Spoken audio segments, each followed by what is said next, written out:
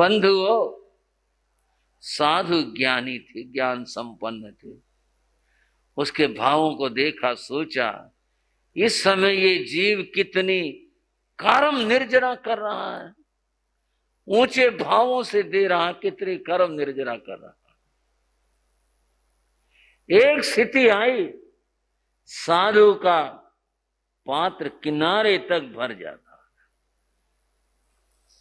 साधु देख रहे थे, बोले उसके भावों की दुनिया को देख रहे थे। जब यहां तक पहुंची बात, दूध गिरना शुरू हुआ, पात्र से बाहर जाना शुरू हुआ। साधु कुछ नहीं बोले, साधु मौन रहे। अब उसके व्यक्ति के मन के भाव परिवर्तित हुए।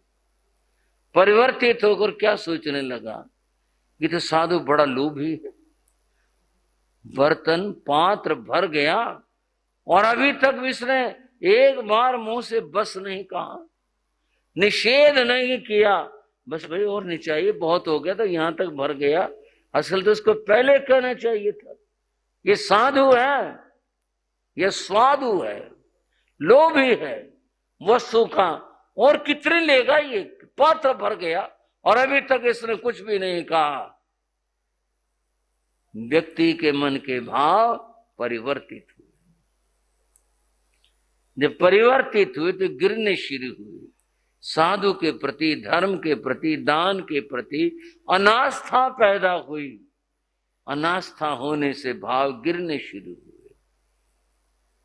साधु के मुंह से वचन निकला, प्रसिद्ध कहानी है, सुनी हुई है, पर मैं अपनी बात के साथ जोड़कर आपको बताने लग रहा हूं।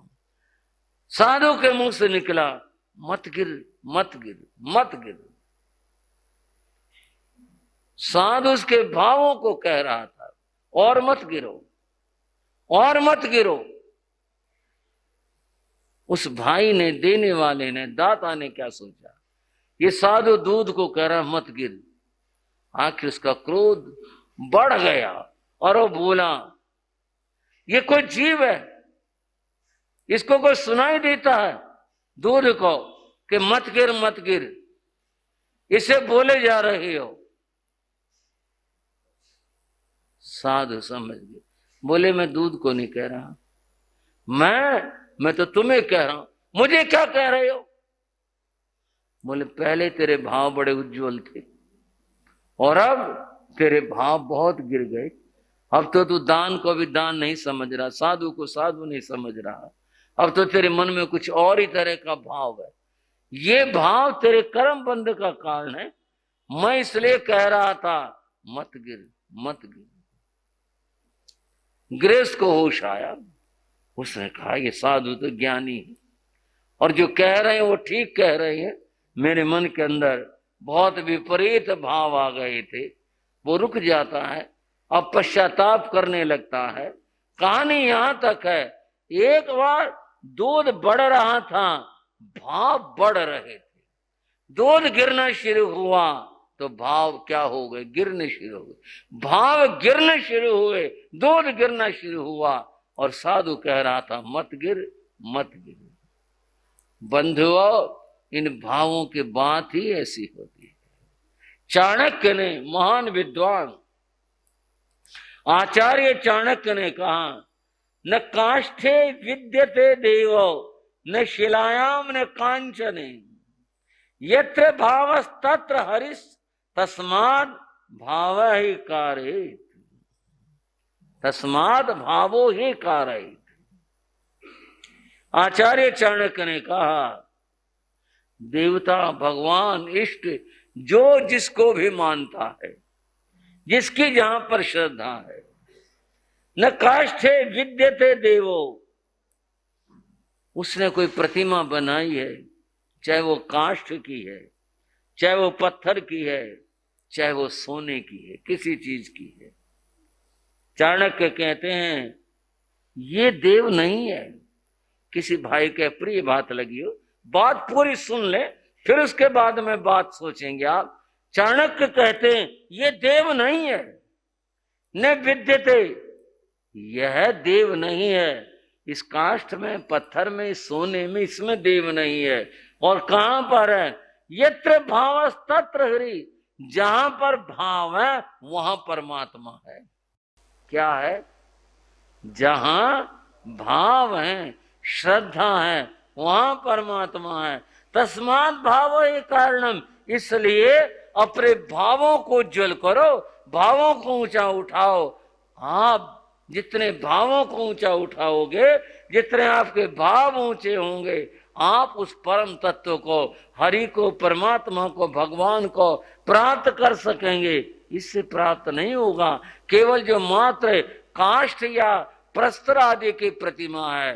भावों की प्रधानता है, भावों को ही ऊंचा उठाना चाहिए, भावे प्रधान है। इसलिए कहा किम पांडितम परिच्छेद है, संसार में पांडित्य अर्थात विद्वत्ता क्या चीज है? कहाँ भाव है। जिस आदमी के पास उज्ज्वल श्रेष्ठ भाव है वही पंडित है, वही ज्ञानी है, वही समझदार है। जिसके पास में भाव है, और भाव अगर नहीं है तो उसके पास कुछ नहीं है। आप कहेंगे भावों की बात बहुत बता दी, ऐसी क्या बात है? भाव आते रहते जाते रहते हैं, ऐसे भावों की क्या बात है जो इतनी महिमा बताई जा रही है? बंधु, इसका कारण है, आप थोड़ा समझ ले। बिना भाव के काम होता ही नहीं है। समझे आप इस बात? भावों के बिना कोई कार्य होता ही नहीं है। एक छोटा सा उदाहरण देता हूं। एक चित्रकार है, चित्र बनाता है, उसके पास में रंग है, उसके पास में ब्रश भी है, उसके पास कैनवास भी है, सारी चीज हैं, और वो कलाकार है, चित्र बनाने में निपुण है, बना सकता है, सारी चीज हैं। पर चित्र बनेगा कब और क्या बनेगा? जब भाव आएंगे। जब भाव आएंगे तब चित्र बनेगा। और बता दूं आपको, कैनवास के ऊपर चित्र बाद में आएगा, बाद में बनेगा। चाहे रंग है, पांच सब कुछ है, पहले चित्र अपने भावों में बनेगा। बोलो श्राव को, पहले चित्र कहां बनेगा? जब एक भाव बन गया, यहां किसी पक्षी का, पशु का और प्रकृति का कोई दृश्य बनाना है, कोई मनुष्य कुछ बनाना है, पहले वह भावों में बनेगा। वहां बन गया, वो भाव फिर रंग के माध्यम से साकार होते हैं। तो अगर भाव न बने, जिसको लोग कह देते हैं मूड ही नहीं बन रहा, वो भाव है। भाव अगर न बने, बंधु वो लिए रहो, कैनवास लिए रहो, रंग लिए रहो, ब्रश लिए रहो, देखे जाओ, कुछ नहीं बनेगा। और जब भाव बने, हाथ मारा और कुछ से कुछ बन जाता है, तत्काल बन जाता है। क्यों बन जाता है? भाव ही कारण, भाव कारण है किसी भी कार्य के लिए। अब हम अपनी मूल बात के ऊपर आते हैं। बंधवो, शरीर से, देह से क्रिया कार्य बाद में होते हैं, पहले भावों से होते हैं, वहां प्रथम होते हैं। गर्भ में रहे हुए बालक की बात थी, उदरस्थ शिशु की बात थी, वह भगवान ने कहा, वह सूक्ष्म भावों के द्वारा कभी अच्छे और कभी बुरे, इस प्रकार के भाव करके वह कर्मों का बंध करता है, अच्छे और बुरे कर्मों का बंध करता है। और तदनुसार जैसे उसने कर्म किए हैं, यानी भावों से किए हैं, कर्म का बंध होता है और वही गति उसको प्राप्त होती है। समझ पाए श्राव को? भावों का कितना खतरनाक मामला। वहां भी भावों से जीव की गति बनती है, वहां भी भावों से बात होती है, और यहाँ द्रव्य से और भाव से जो दोनों बात होते हैं, फिर तो बंधुओं होता ही होता है, इस प्रकार से घटित हुआ ही करता है। अतएव हमेशा अपने जो भाव है शुभ रखने चाहिए, शुद्ध रखने चाहिए। बुरा चिंतन कभी नहीं करना चाहिए। बुरा चिंतन करने से कर्मों के बंध होते हैं और इस प्रकार से फिर गति का निर्धारण हो जाता है। कोई भाई ये बात सोच रहा हो, ये बात घड़ी हुई सी है या कैसे ऐसा होता भी है? हाँ, महाभारत को थोड़ा सा याद कर लें, अभिमन्यु के बारे में थोड़ा सा याद कर लें, क्या हुआ था वहां पर, क्या घटित हुआ था। अभिमन्यु के प्रसंग के अंदर जब बंधुओं युद्ध चल रहा था और भयंकर युद्ध चल रहा था और उसमें चक्रव्यूह का निर्माण किया गया था। अर्जुन और कृष्ण युद्ध के दूसरे भाग में चले गए थे। उस समय पांडवों के सामने ये थी बात, भाई चक्रव्यूह को तोड़ना जानता कौन है? आज तो फंसेंगे सारे, आज तो मरेंगे, आज तो पता नहीं क्या होगा। चक्र भी ऐसी रचना की गई, इस प्रकार की गई है। बंधुओं, वो थी ही कुछ युद्ध की ऐसी कला जिसमें शत्रु पक्ष को फंसाया जाता था। जब सारे चिंतित थे उस समय अभिमन्यु ने कहा था चक्रव्यूह तोड़ना मैं जानता हूं। तू जानता है? तू कहां से जानता है? हमारे सारे पक्ष में केवल एक अर्जुन जानता है चक्रव्यूह तोड़ना। तूने कब सीखा? और उसने जो बात बताई भगवती सूत्र की, जो मैं चर्चा कर रहा था, वो उससे जुड़ी हुई बात है। उसने कहा था कि जब मैं माता के उदर में था तो पिताजी एक दिन माता को चक्रव्यूह की बात बता रहे थे और उन्होंने बताया इसके 7 द्वार होते हैं और ऐसे ऐसे तोड़ करके फिर अंदर जा करके और फिर तोड़ करके बाहर निकला जाता है, ये बता रहे थे। तो मेरी माँ को नींद आ गई थी। मैंने केवल यहां तक सुना कि द्वारों को तोड़ करके अंदर चले गए, लेकिन बाहर कैसे निकला ये नहीं बता पाए। वो सो गई। तो बस पिताजी ने बात बंद कर दी। भीम ने गदा लहराते हुए कहा चक्रव्यूह तोड़ना मुश्किल है, हम तेरे साथ रहेंगे और जब बाहर निकलने की बारी आएगी तो मैं सारी सेना को भगा दूंगा और मैं सुरक्षित बाहर निकाल लाऊंगा। बोले मैं नहीं जानता बाहर कैसे निकलते हैं, अंदर जाना तोड़ना मैं जानता हूं, मैं वहां से जानता हूं जब मैं माता के उदर में था। समझ आई भाइयों? ये तो आप सभी जानते हैं और इस बात के ऊपर विश्वास करके भी ठीक है, चलो तुम रो। चला वीर आगे आगे बढ़ा, वो बाल भी था युवा भी था, आगे बढ़ा तो उसने चक्रव्यूह के सारे द्वार तोड़े, अंदर तक गया, लेकिन वो पीछे नहीं आ सके, वो रह गए। उस युद्ध में फिर अभिमन्यु मारा जाता है। तो अब इस चर्चा से बड़ी बात सामने आ रही है। एक बात तो ये उद्रस्त जीव के अंदर एक क्षमता होती है कि वह भावों के द्वारा अच्छे और बुरे कर्म का बंध करता है। दूसरी बात यह है एक ऐसा वातावरण दिया जाए जिससे उसके भाव शुभ बने। अब ये दायित्व की बात आ गई, जिम्मेदारी की बात आ गई।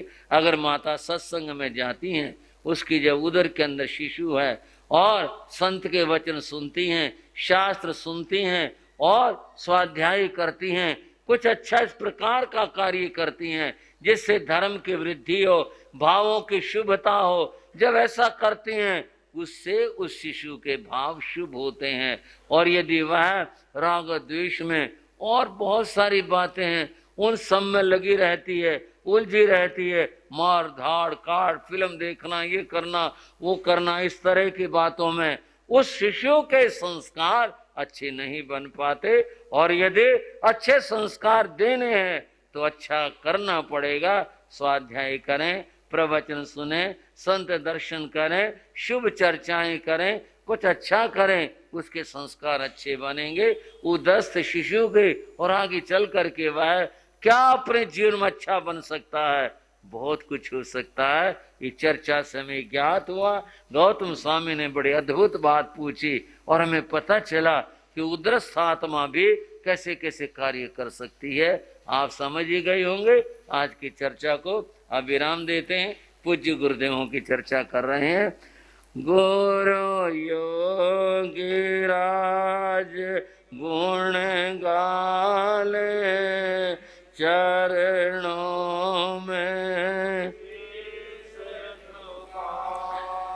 गुरु योगी राज गुण गाले चरणों में शीश, गुरु योगी राज गुण गाले चरणों में शीश झुका ले।